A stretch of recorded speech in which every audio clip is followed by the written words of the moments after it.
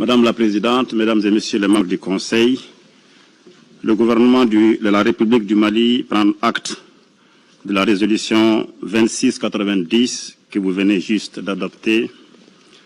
laquelle met fin au mandat de la MINUSMA à compter de ce jour 30 juin 2023. Il note la suite favorable que le Conseil de sécurité a réservée à sa demande de retrait sans délai de la MINUSMA.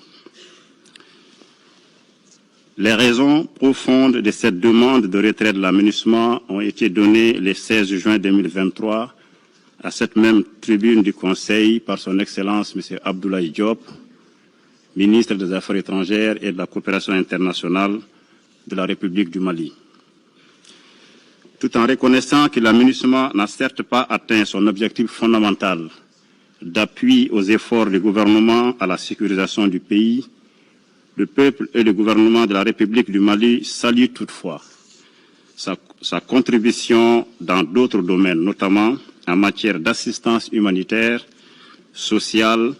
et les missions de bons offices du représentant spécial du secrétaire général. Le gouvernement du Mali note qu'au terme de la résolution adoptée aujourd'hui, le processus de retrait de la MINUSMA commencera dès le 1er juillet pour se terminer le 31 décembre 2023. Le gouvernement de la République du Mali tient et veillera au respect des engagements pris à cet égard. En tant que gouvernement responsable, les autorités maliennes s'engagent à coopérer étroitement avec le secrétariat des Nations Unies et la MINUSMA dans le cadre de la mise en œuvre diligente de cette résolution et ce, dans les délais impartis. Dans cette dynamique, le Mali, conformément à sa responsabilité de pays hôte, poursuivra les mesures prises en vue d'assurer la sûreté et la sécurité du personnel, des locaux, installations et biens de la MINUSMA jusqu'au départ à date convenue de la mission. Par ailleurs, je tiens à rassurer de l'engagement total du gouvernement du Mali à poursuivre sans relâche sa mission régalienne de protection des populations civiles et des biens sur l'ensemble du territoire national. À cet égard, le gouvernement regrette que le Conseil continue de considérer la situation au Mali comme une menace à la paix et à la sécurité internationale, en dépit des résultats tangibles enregistrés, d'une part sur le terrain par les forces armées maliennes, notamment grâce au renforcement des capacités et à l'équipement de l'outil de défense, et d'autre part, concernant le retour à l'ordre constitutionnel apaisé et sécurisé, cher à son Excellence le colonel Assimi Goïta, président de la transition, chef de l'État, et comme vous le savez, l'organisation réussie le 18 juin 2023 du référendum constitutionnel s'inscrit dans cette dynamique. Le gouvernement du Mali s'engage également à poursuivre de manière efficiente et diligente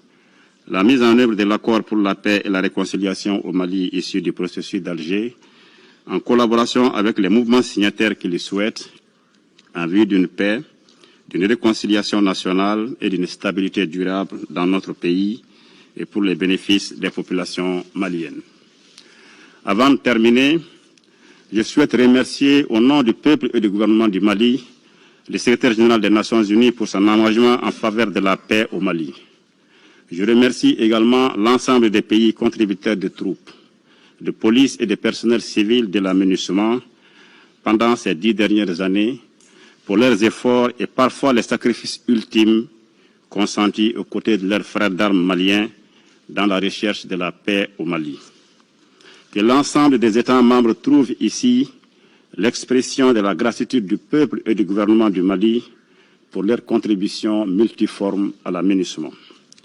La République du Mali reste disposée à coopérer avec l'ensemble des partenaires qui le souhaitent,